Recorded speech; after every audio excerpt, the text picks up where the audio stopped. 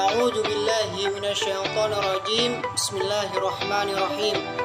Assalamualaikum warahmatullahi wabarakatuh. Alhamdulillahi rabbil alamin, wassalatu wassalamu ala asrafil anbiya'i wal mursalin wa ala alihi wa sahbihi ajma'in. Allahumma shalli ala sayyidina Muhammad wa ala ali sayyidina Muhammad.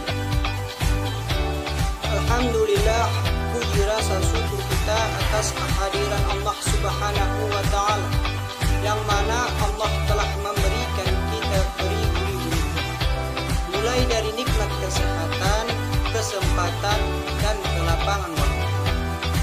Salawat dan salam tak bosan-bosannya kita hadiahkan kepada ruh junjungan alam kita, yakni Nabi besar Muhammad sallallahu alaihi wasallam. Mudah-mudahan dengan selalunya kita bersalawat kepada beliau, di akhir kelak kita akan mendapat syafaat beliau. Amin amin ya rabbal alamin. Baiklah, adapun pembahasan kita yakni materi sejarah kebudayaan Islam kelas 8 MTS tentang kemajuan peradaban Islam masa Daulah Ayyubiyah.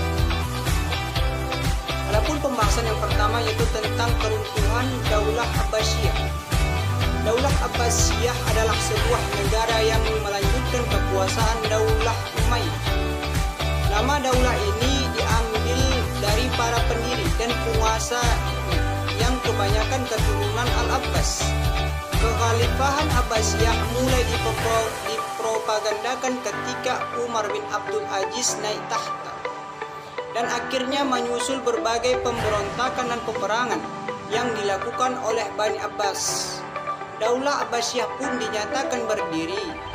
Pasukan Abbasiyah berhasil mengalahkan pasukan dari Umayyah dalam peperangan di dekat Sungai Jab di bagian atas. Daulah ini berlangsung dari tahun 1137 Hijriah atau 750 Masehi sampai tahun 656 Hijriah atau 1258 Masehi. Pusatnya di Baghdad. Kerajaan ini memiliki 37 raja yang susul-menyusul. Pada masa kerajaan ini, Islam mengalami puncak kejayaan di segala bidang kehidupan.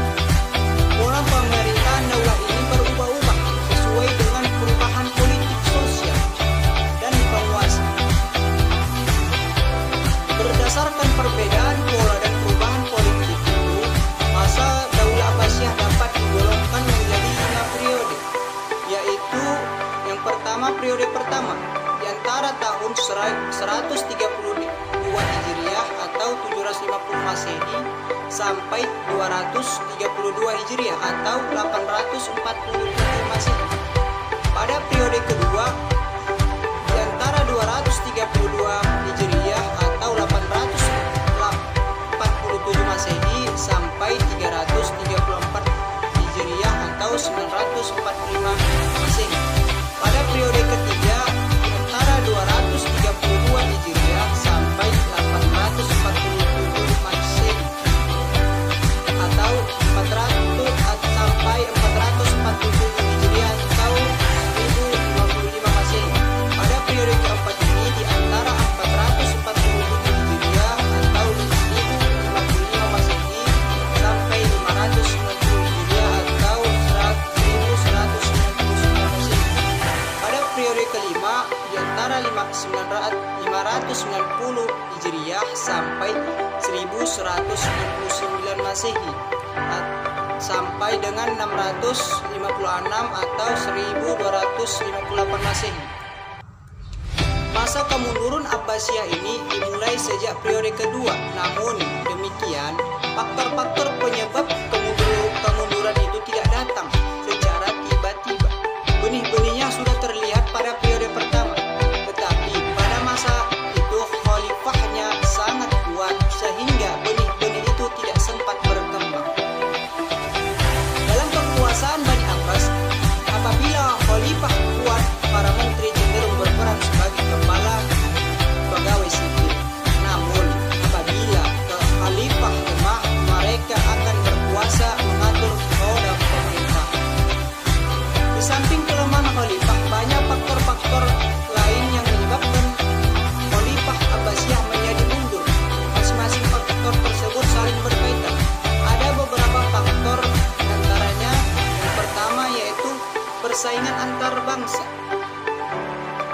Khalifah Abbasiyah didirikan oleh Bani Abbas yang bersekutu dengan Persia.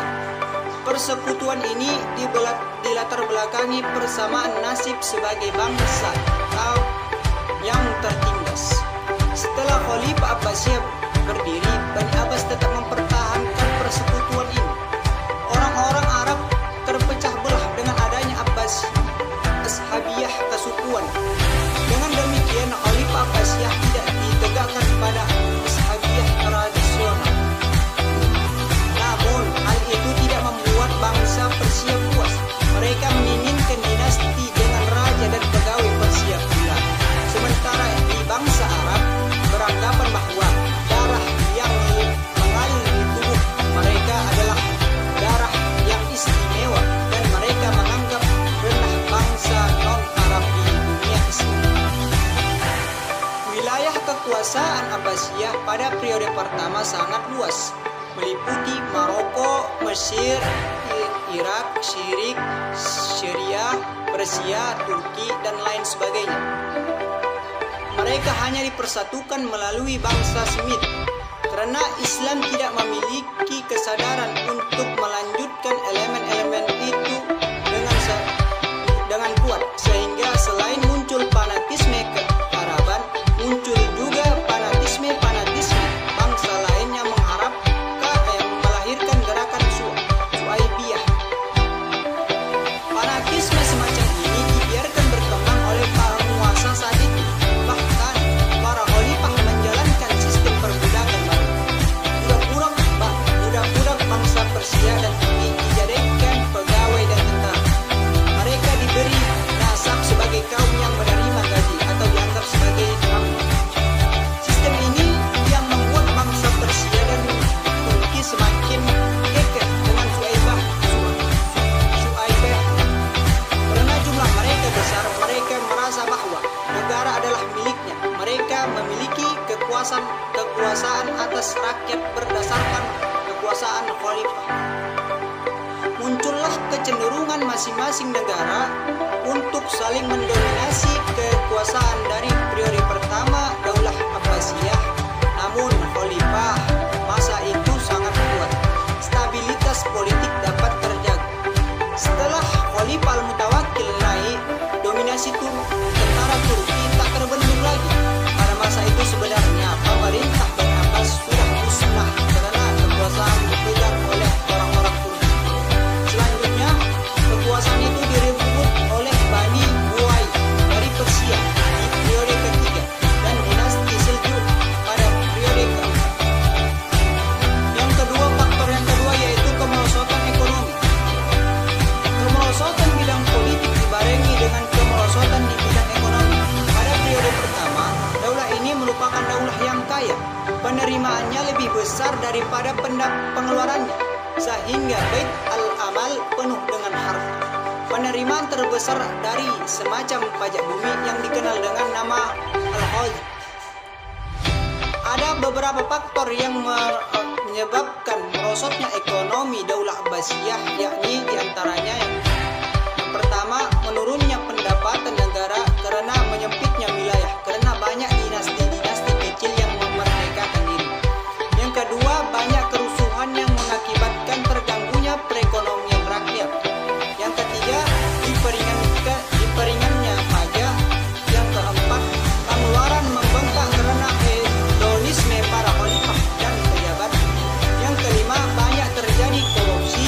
Yang keenam, carut-marutnya kehidupan politik yang membuat kehidupan ekonomi negara morat-marit. Faktor yang ketiga yaitu konflik keagamaan. Fanatisme keagamaan berkaitan erat dengan fanatisme kebangsaan.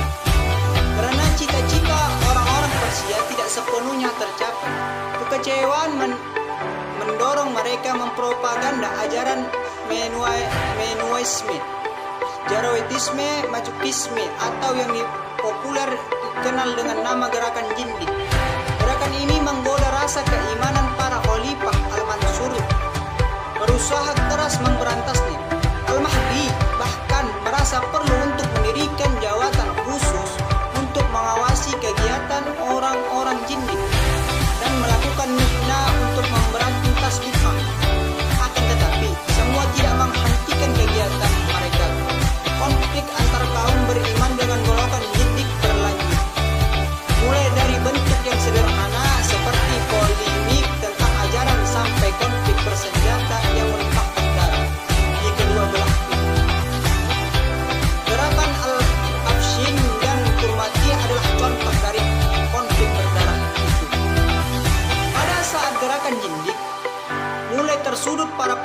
masanya banyak yang berlindung di balik ajaran Syiah, sehingga banyak aliran Syiah yang dipandang ekstrim dan dianggap menyimpang, bahkan oleh penganut Syiah sendiri.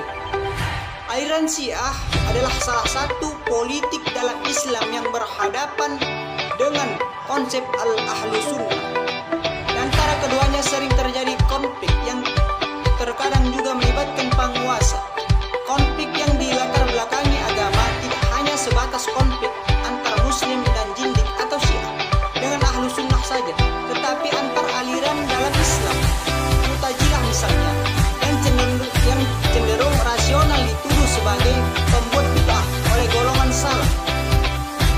Perselisihan di antara keduanya dipertajam oleh Al-Ma'mun yang menjadikan Mu'tazilah sebagai mazhab resmi negara dan melakukan mihnah.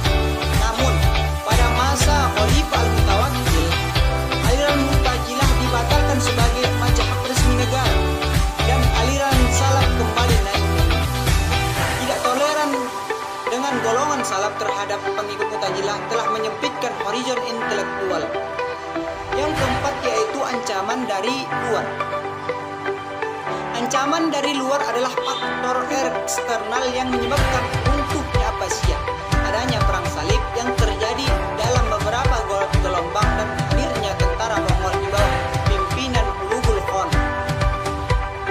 Adapun pembahasan selanjutnya yaitu tentang berdirinya Daulah Fatimiyah, yaitu di antara tahun 297 sampai 567 Hijriah atau 999 sampai 1171 Masehi. Daulah Fatimiyah adalah satu-satunya daulah Syiah dalam Islam. Nama daulah ini dinasabkan kepada putri Nabi Muhammad SAW, yaitu Fatimah Az-Zahra. Didirikan oleh Syahid Ibnu Husain yang merupakan keturunan Syiah Islamiyah.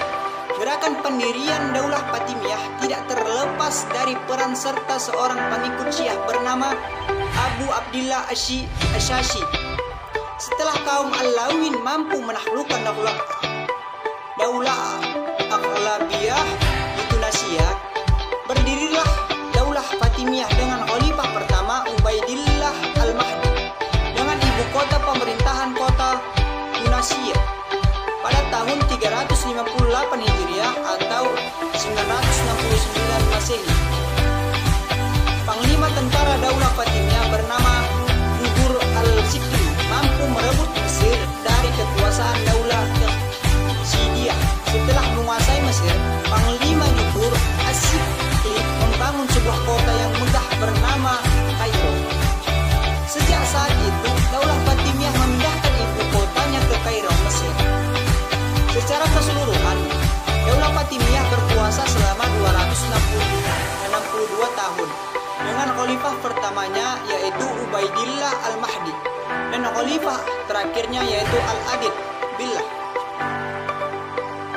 Daulah Fatimiyah mencapai puncak kejayaannya saat khalifah kelima yaitu Khalifah Abu Mansur Nijar Al-Aziz pada tahun 975 atau 996 Masehi.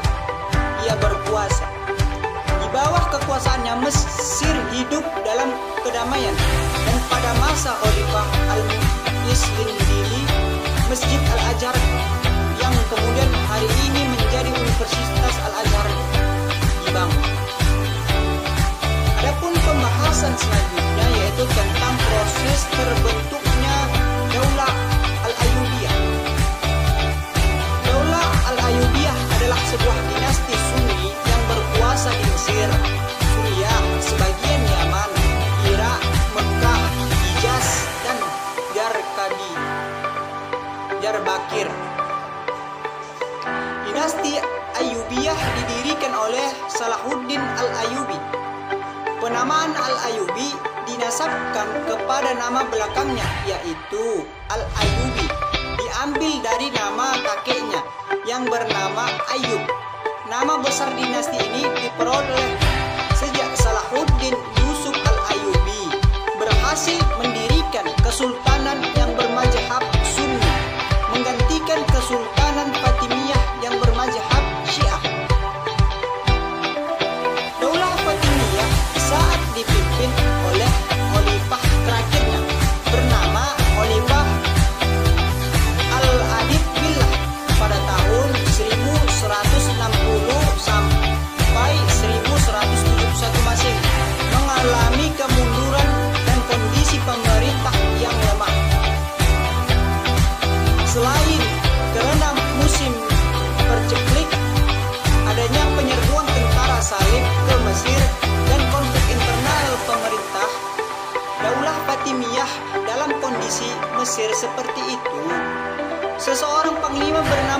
Salahuddin Syirkuh bersama saudaranya, yaitu adalah Salahuddin Al-Ayyubi, ditugaskan oleh gubernur Syria, yaitu Nuruddin Janki, untuk datang ke Mesir dengan tujuan mengusir tentara Salib sekaligus menguasai kembali kota Mesir. Rupanya proses ini tidak berjalan mulus. Kenapa tidak berjalan mulus? Karena ada seorang perdana menteri dari Daulah Fatimiyah bernama Syawar telah melakukan persekongkolan dengan tentara Salib. Akhirnya Panglima As-Suddin Syirkuh dan Salahuddin Al-Ayyubi menangkap perdana menteri itu. Kemudian perdana menteri itu dipenjara. Kemudian kedudukan gubernur itu, yaitu Syawar, digantikan oleh As-Suddin Syirkuh yang kemudian wafat setelah menjabat sebagai perdana menteri selama 2 bulan. Salahuddin Al-Ayyubi akhirnya didapuk menjadi perdana menteri menggantikan As-Suddin Syirkuh. Saat Khalifah Al-Adid Billah sakit, kedudukan Salahuddin Al-Ayyubi semakin kuat. Salahuddin Al-Ayyubi mendapat dukungan penuh dari rakyat Mesir. Apalagi Salahuddin Al-Ayyubi dan rakyat Mesir sama-sama memiliki paham Islam Sunni. Bertepatan dengan wafatnya Khalifah Al-Adid pada 10 Muharram 1171 Masehi, Salahuddin Al-Ayyubi memproklamirkan berdirinya Daulah Daulah Ayyubiyah, dan berakhirnya pemerintahan Daulah Fatimiyah. Selanjutnya yaitu pembahasan tentang peradaban Islam masa Daulah Ayyubiyah. Adapun yang pertama, kemajuan di bidang pendidikan.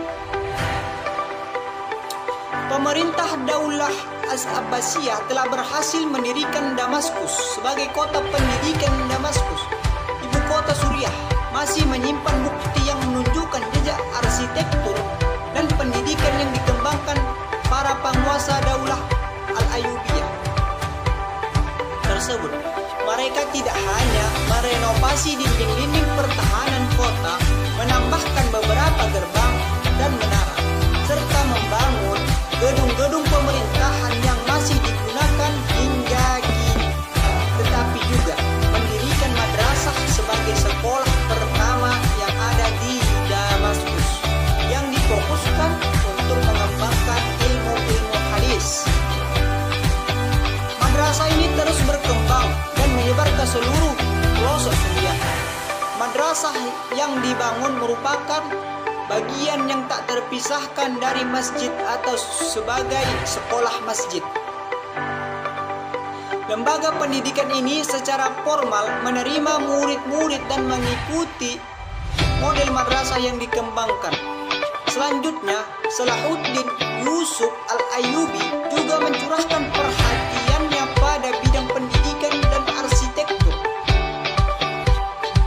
Ia memperkenalkan pendidikan madrasah ke berbagai wilayah di bawah kekuasaannya, seperti ke Yerusalem, Mesir, Irak, dan lain sebagainya.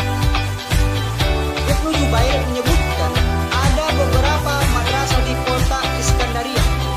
Di antara madrasah terkemuka dan terbesar yang berada di Kairo dan memakai namanya sendiri, yaitu Madrasah As-Salahiyah. Menurut sejarah Islam, jika Nizam al-Muluk adalah orang yang mula-mula mendirikan madrasah, yaitu Madrasah Nizamiyah, maka setelah Madrasah Nizamiyah ini, madrasah terbesar adalah yang didirikan oleh Salahuddin Al-Ayyubi. Sekarang madrasah tersebut tidak bisa ditemukan lagi, namun sisa-sisa arsitekturnya masih bisa kita lihat. Yang kedua yaitu bidang ekonomi dan perdagangan. Dalam hal perekonomian, pemerintah Daulah Ayyubiyah bekerja sama dengan penguasa muslim di wilayah lain, membangun perdagangan dengan kota-kota laut di kota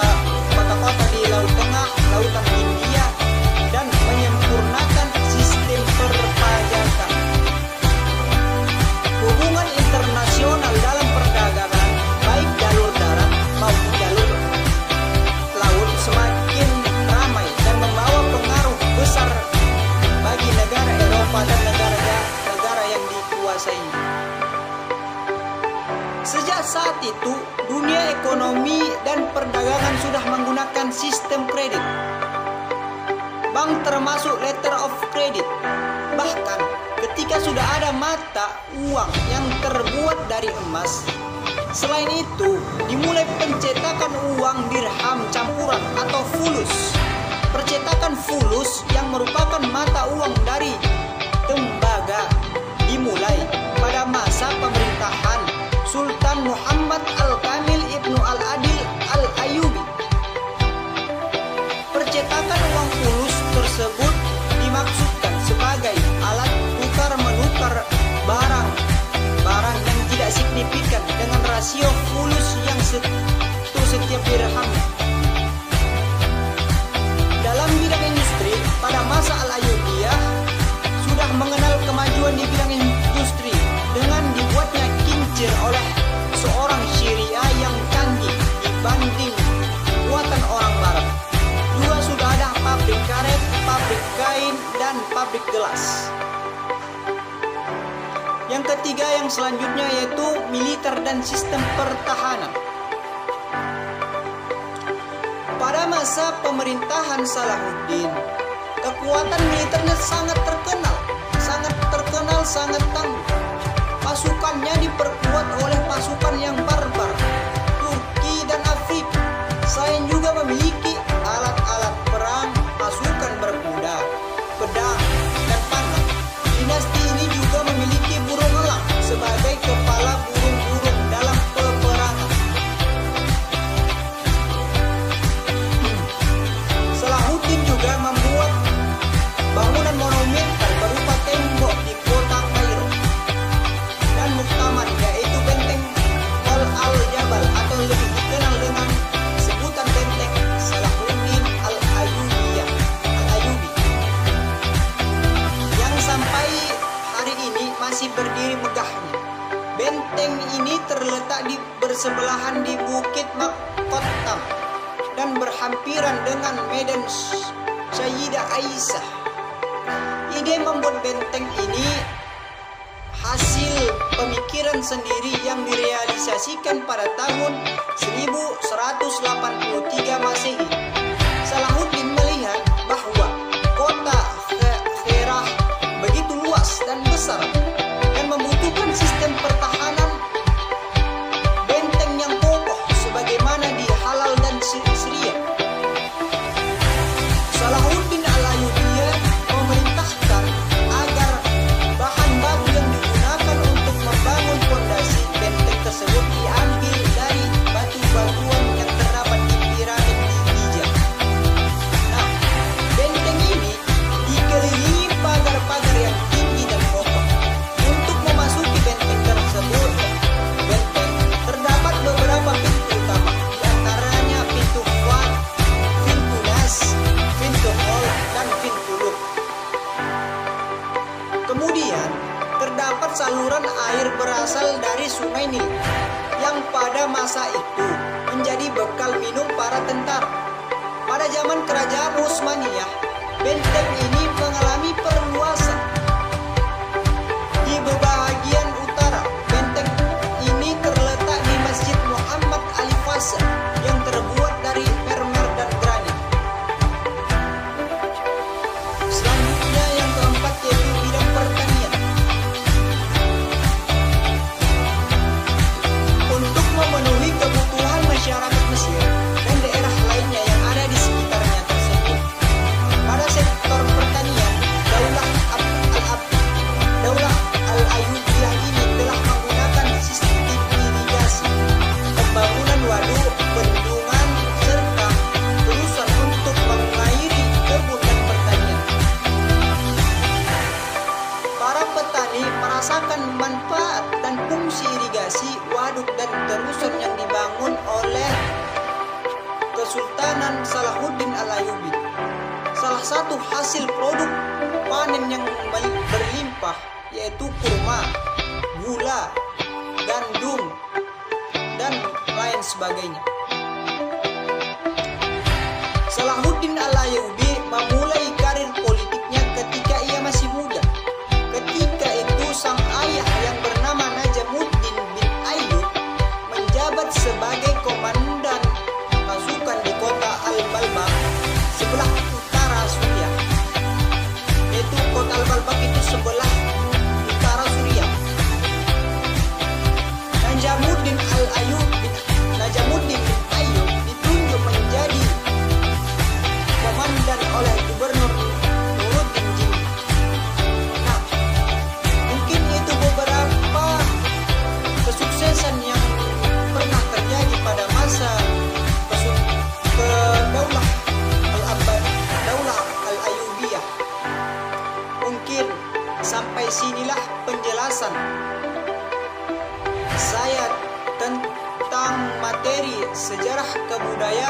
Islam pada kelas